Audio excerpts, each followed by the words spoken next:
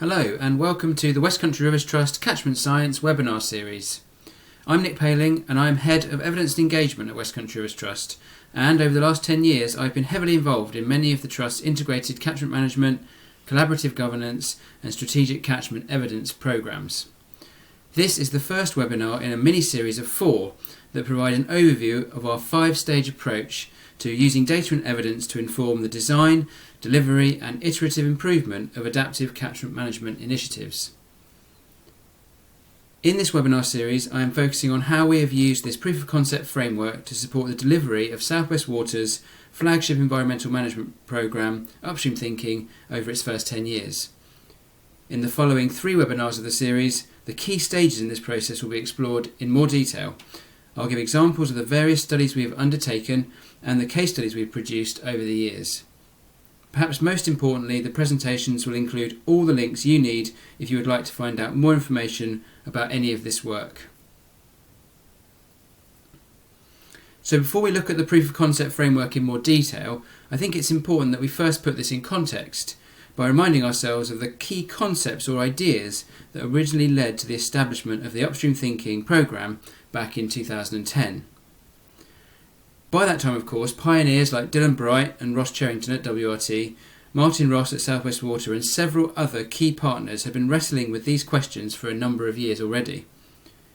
These questions or challenges are absolutely fundamental to the Upstream Thinking approach, and they define our approach to the proof of concept work as well. In fact, they remain just as critical to our proof of concept approach now as they were back then. So what were they? Perhaps the most important one, the first one, was the question of whether or not catchment management could offset the need for South West Water to invest £90 million on a new reservoir in the X catchment on Exmoor. In addition, questions were asked like, can catchment management reduce the risk of drinking water compliance failure and make water treatment process and assets more resilient? Building on that, the challenge was laid down whether or not to discover whether or not catchment management could reduce or slow increases in the cost of drinking water treatment.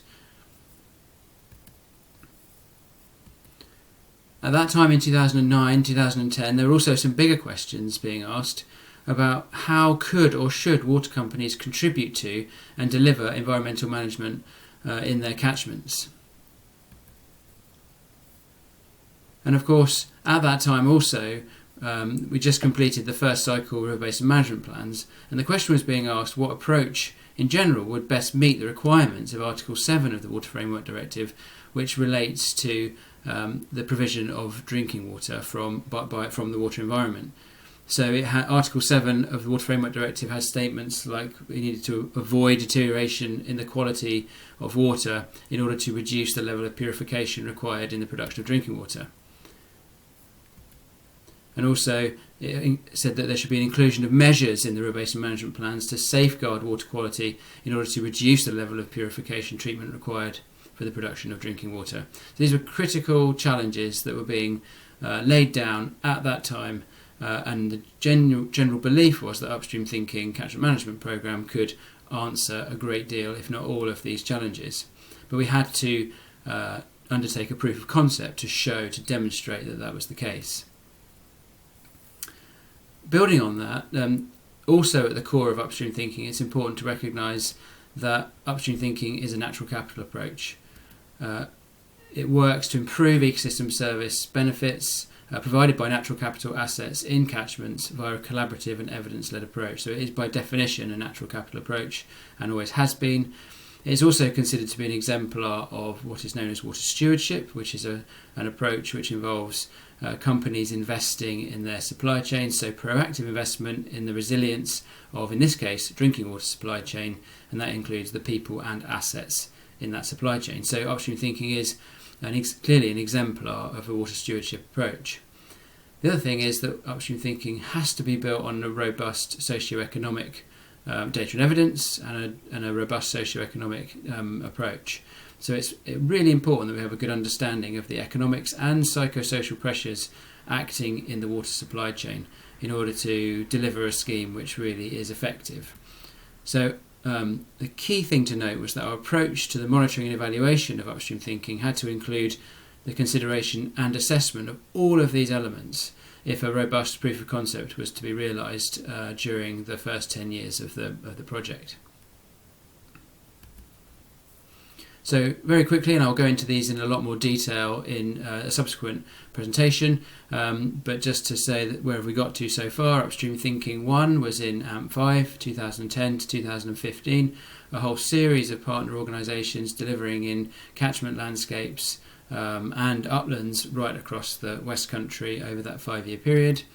In Upstream Thinking 2, which has just come to its end, continuing work in many of those areas, but also building on that with a whole series of new catchments at that time, 2015 to 2020, AMP6, and now we are moving into Upstream Thinking 3, another 5-year programme in Asset Management Planning Cycle 7, again with slightly different partners, many catchments continuing their work in the catchment management scheme, but also again new catchments, new investigations over the next 5-year period.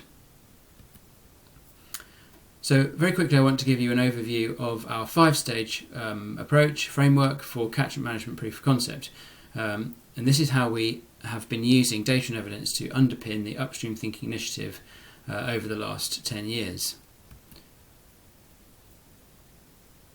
So stages 1 and 2 are absolutely critical in the process. The first stage in the process is to diagnose the problems in terms of the water environment in a catchment, and that includes looking at costs being incurred in the treatment process, assessing the health of ecosystems in the catchment and assessing their ability to provide water regulation as an ecosystem service, and also assessing the risk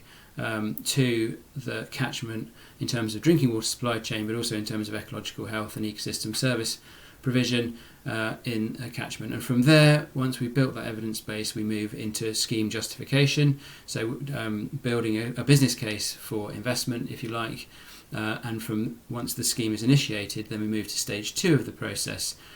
which is identifying sources of water quality deterioration, so pollution,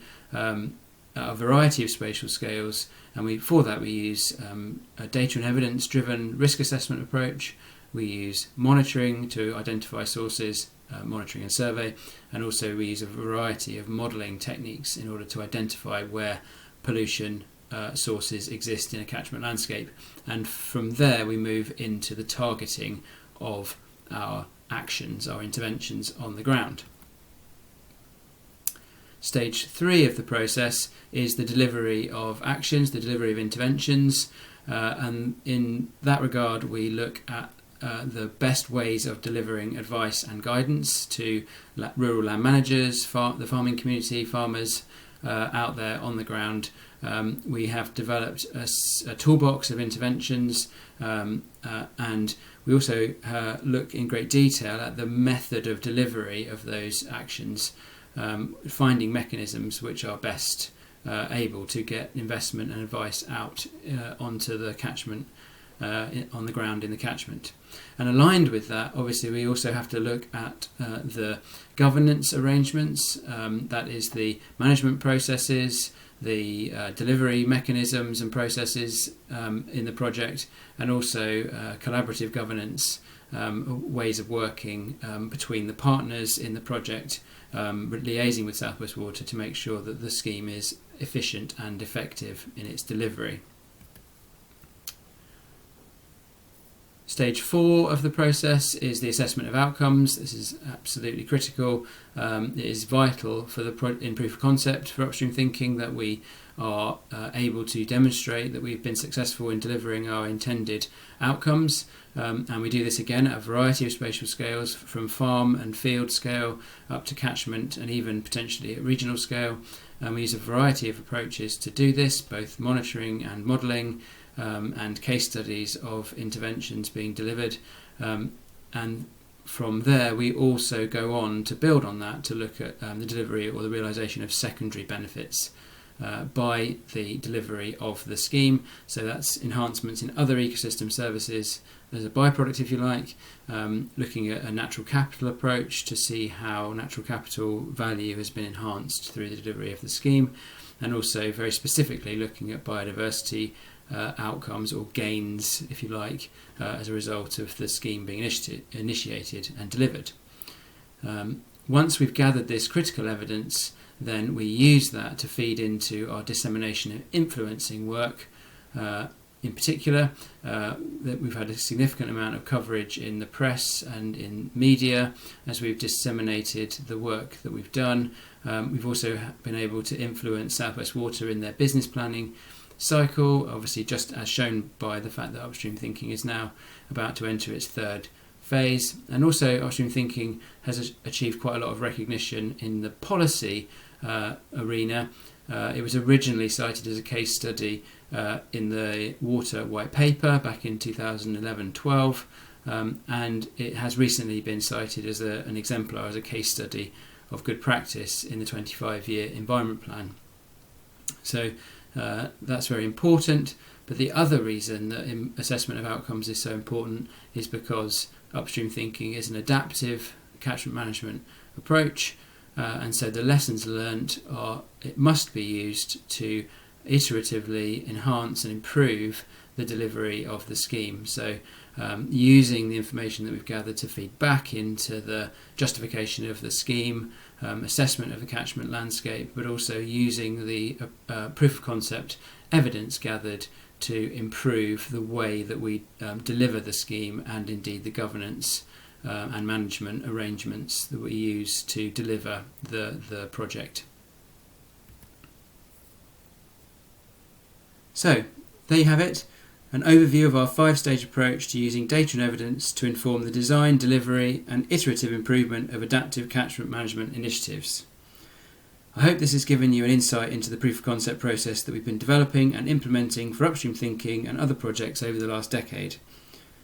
Thanks for watching this presentation. Please do join me again in the next webinar, episode 2, in which I'll be examining the first 2 stages of this process in much more detail. So here's a reminder, the next webinar in this catchment management science mini-series will focus on the work we have done on problem diagnosis in catchments, justification of investment, pollution source identification and the methods we use to target our catchment management interventions.